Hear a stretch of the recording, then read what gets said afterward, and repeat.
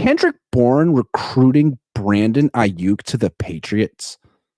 He definitely is trying. He's definitely trying. He actually posted, I think it was on his IG, one of his IG stories or whatever, that he wants Brandon Aiyuk to come. He's like, hey, come be a Patriot. And the Patriots are probably going to draft a quarterback at 3, or at least presumably are going to draft him at 3. The question becomes, is there a feasible trade for Brandon Aiyuk if he were to go to the Patriots? Because they have the number 3 overall pick. Unless they trade back, I think it might be pretty tough. But I was looking at it, Grant. The Patriots have pick 34 and 68 as well. If they were to trade that, I know it's not as sexy as a first-round pick, but they're just outside the first round, which we just talked about. That might be a good thing to trade back. Get pick 34 and 68. You know, that's equivalent to pick 21, according to draft charts. So you're essentially getting a first-round pick out of them. The Steelers were, we don't know for sure, but presumably offering pick 20. Well, pick 21 is right there. So it's right in the wheelhouse. I would be interested in 34 and 68. If they were for sure going to trade Brandon Aiyuk, I probably would almost rather have 34 and 68 than I would pick 21 anyways. Give me 2 shots at it. So that's a possibility. That's an option that they could offer. Now, again, I don't think Ayuk's going anywhere, but you know, they get Jaden Daniels, who's a friend of Brandon Aiyuk, and you know, he's got Kendrick Bourne over there. Maybe he would. Maybe just say, you know what, send me to the Patriots. I don't know. Right, and from the Patriots' perspective, if they get Jaden Daniels, they could say, 1, we're going to have a starting quarterback on a rookie deal for the next 4 years. So we can absolutely afford Brandon Aiyuk. I mean, Brandon Aiyuk, we could pay him $30 million a year and just pretend we're paying it on a quarterback. So they could do it. And they could also say, well, this is the kind of player that would really ensure that Jaden Daniels succeeds because he's a great wide receiver and they're friends. So I could absolutely see why the Patriots would want him. And it seems like that'd be a great spot for the Niners because you'd never have to worry about Brandon Aiyuk again. Yeah, that's true. You see him once every 4 years or whatever. You don't have to worry. You're not gonna see him in the Super Bowl. So enjoy. Gosh, I think Jaden Daniels is going to go to Washington most likely. So I don't know if that works, but from the Patriots standpoint, it doesn't really matter if you go young quarterback, regardless of who it is. It still makes sense to get a Brandon Aiyuk. It makes sense from their aspect. Now, if it's not Jaden Daniels, I think it starts to make less sense for Brandon Aiyuk personally.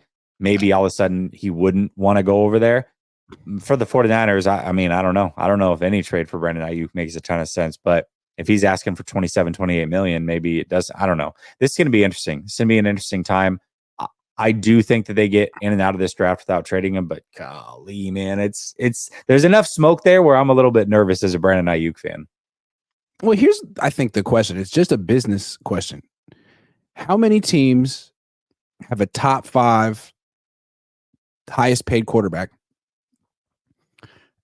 a top 5 highest paid wide receiver, and a top 10 highest paid wide receiver? That's a trifecta of expensiveness. How many teams do that?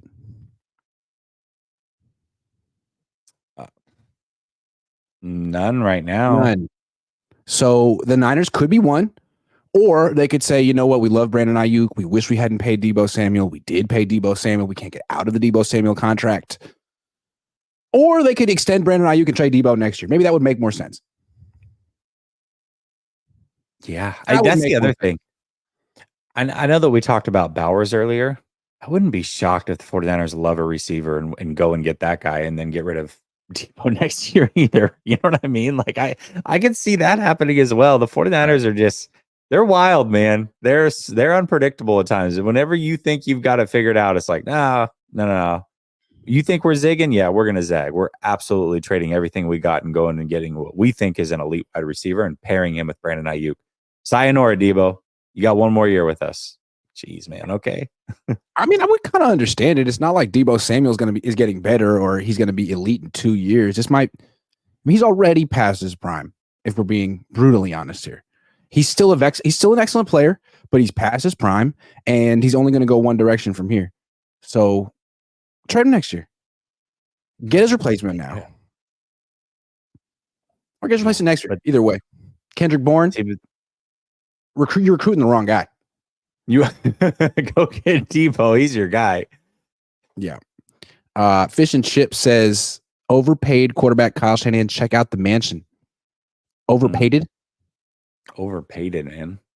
Matt McEwen says, what do you guys think of Zach Frazier, second round? Is that? I don't know. It's the center. It's the center. Yeah. I mean, I don't know. The only center that I really love in this draft, Jackson Powers Johnson. That's just me personally.